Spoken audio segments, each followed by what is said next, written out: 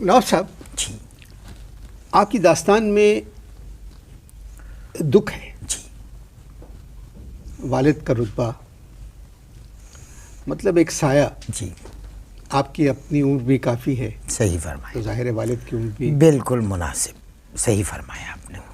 اور پتہ نہیں چلے بات چیت آگے بڑھاتے. اشتہاروں سے پہلے ہم آپ کے والد کی بدمعاشی پر بات کر رہے تھے. آپ تو اشتہاروں سے پہلے بات کر رہے تھے، ہم نے تو جب سے ہوش سنبھالا ہے تب سے کر رہے ہیں. مطلب جب آپ جوان تھے ان کی حرکتیں یہی تھیں. جی جی اس طرح کی باتیں لوگ کیوں کرتے ہیں؟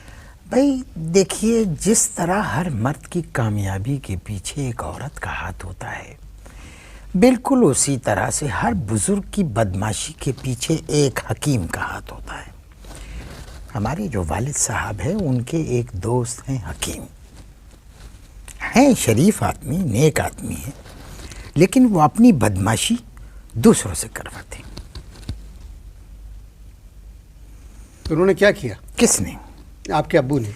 بھائی دیکھیے، اب ان کا کیا ان کے ساتھ، ان کا ذوق ان کے ساتھ. بس میں یہ چاہتا ہوں للہ کسی طرح سے ان کو جیل سے برآمد کروا لیجیے، یعنی نکلوا دیجیے. تو کیا آپ کے ابو حدود آرڈیننس میں گرفتار ہوئے ہیں؟ جی نہیں، ابو جو ہیں وہ حدود آرڈیننس میں گرفتار ہوئے. حدود آرڈیننس کیا ہے؟ مجھے اندازہ تھا کہ آپ یہ سوال کریں گے. اصل میں انہوں نے ایک خاتون کا غصے میں گلا دبا دیا، اس کے حدود نکل پڑے تھے، بس اس میں وہ گرفتار ہوئے. تو کیوں کیا ایسا انہوں نے؟ اصل میں وہ خاتون نے کہیں ابا سے یہ کہہ دیا تھا کہ میں تمہاری شکایت اپنے شوہر سے کر دوں گی. ابا کو غصہ آ گیا، ابا نے گلا دبا دیا. تو کیا خاتون کو جانتے تھے؟ بھائی اگر جانتے تو خاتون یہ کیوں کہتی کہ میں شوہر سے شکایت کر دوں گی؟ تو پھر اس خاتون سے ملے کہاں تھے؟ اصل میں اس خاتون کو ابا حضور اردو پڑھانے جاتے تھے. صرف 3 دن پڑھایا اور چوتھے دن یہ حادثہ ہو گیا. تو آپ کے ابو استاد ہیں؟ جی ہاں. اب اگر بات کھل گئی ہے، ذکر چل پڑا ہے، تو یہ کہنے میں کوئی قباحت نہیں کہ ابا بدمعاشوں کے بھی استاد ہیں. اب دیکھیے، میں آپ سے ایک بات بتاؤں کہ ایک خاتون کو یہ فارسی پڑھانے جاتے تھے، ٹھیک ہے، فارسی پڑھانے جاتے تھے. ایک روز وہ خاتون کا شوہر ابا کو یعنی بازار سے مارتا ہوا سیڑھیوں تک لا کے چھوڑ گیا. آپ لوگوں کے سامنے؟ جی ہاں. تو وہاں انہوں نے کیا کیا؟ اب اصل میں ہوا یہ، جو قصہ ہمیں پتہ چلا وہ یہ کہ جب وہ خاتون کو پڑھانے جاتے تھے، ایک دن جب پڑھانے گئے تو انہوں نے کہا کہ بھائی تھوڑا انتظار کیجیے. ابا کہنے لگے نہیں مجھے بہت جلدی ہے. خاتون کہنے لگی بس میں ابھی سر دھو کر آئی. تو کہنے لگے والد صاحب کہ میں دھلا دیتا ہوں.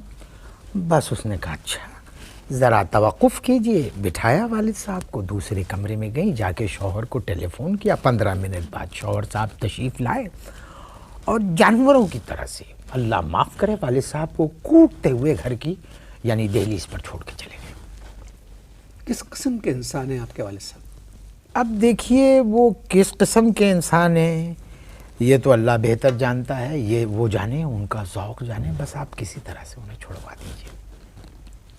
جیل میں آپ کی ملاقات والد صاحب سے ہوئی؟ اللہ معاف کرے، جیل میں بھی وہ اپنی بدمعاشی سے باز نہیں آئے. توبہ توبہ توبہ، بتاتے ہوئے اچھا نہیں لگتا. ایک روز جیلر ان کے پاس آیا، کہنے لگا آپ استاد ہیں، پڑھاتے ہیں؟ کہنے لگے جی ہاں. جیلر کہنے لگا بھائی میری بیوی کو ذرا اردو پڑھا دیا کیجیے. اب کیا ہے صاحب کہ جیلر کی بیوی کو انہوں نے اردو پڑھانا شروع کر دی.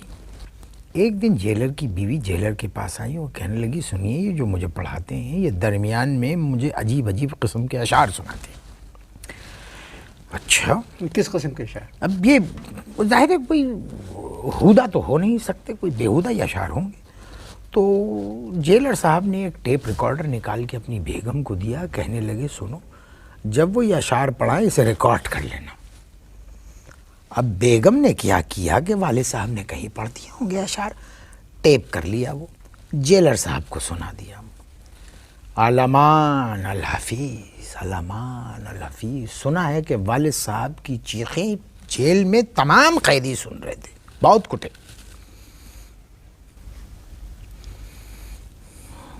جب تک آپ محترم مہمان کے والد صاحب کی چیخیں سنیں،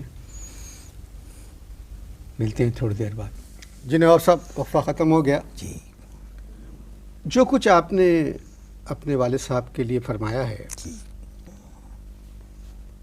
اس کو سن کر مجھے یہ احساس ہوتا ہے کہ آپ انہیں کسی نفسیاتی ڈاکٹر کو دکھائیں۔ بھائی دیکھیے، جو آپ کہیں گے وہ میں کرنے کے لیے تیار ہوں، بس للہ ان کو کسی طرح سے رہائی دلوا دیجیے۔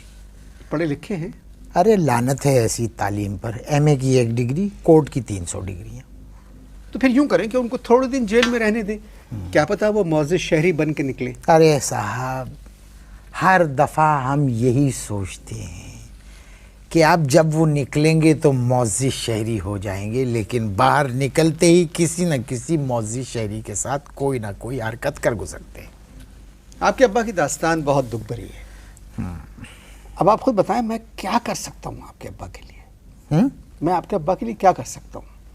پاکستان ایک آزاد مملکت ہے، جی ہے یا نہیں؟ جی جی ہر شخص یہاں پر آزاد ہے یا نہیں؟ ہے۔